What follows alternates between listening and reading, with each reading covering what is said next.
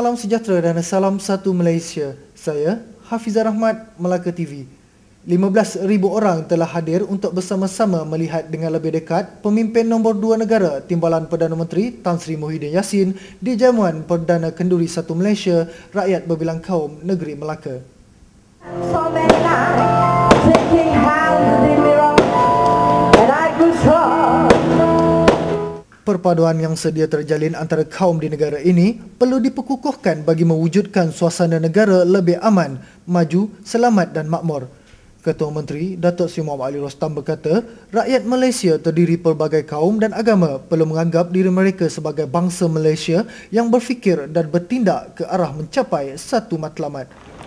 Saya lagi sekali lah berharap agar kita di Melaka ni hendaklah sayangkan kepada negeri kita yang bersejarah, negeri di mana sejarah Malaysia bermula.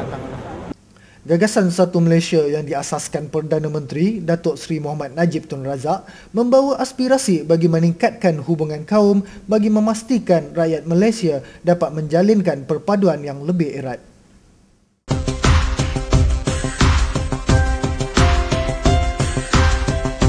Berita selanjutnya, Kerajaan Negeri di bawah penyelaras Unit Perancang Ekonomi Negeri UPEN mengadakan projek tenusu dengan 253 ekor lembu tenusu bertujuan mempertingkatkan penglibatan pihak swasta dan meneruskan usaha penternakan kecilan sedia ada ke arah mempertingkatkan pengeluaran susu segar di negara dan negeri ini.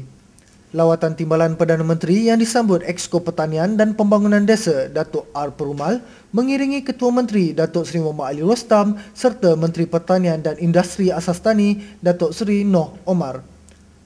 Sempena lawatan Muhyiddin ke projek tenusu hari ini, seramai 75 peserta KIR seluruh negeri Melaka menerima bantuan sara hidup RM200 setiap seorang dan ini merupakan kali pertama pihak terbabit memberi bantuan. Pendekatan lebih padu telah diambil bagi menjadikan aktiviti penternakan lembu tenusu ini sebagai perniagaan sekaligus menambah pendapatan rakyat di luar bandar.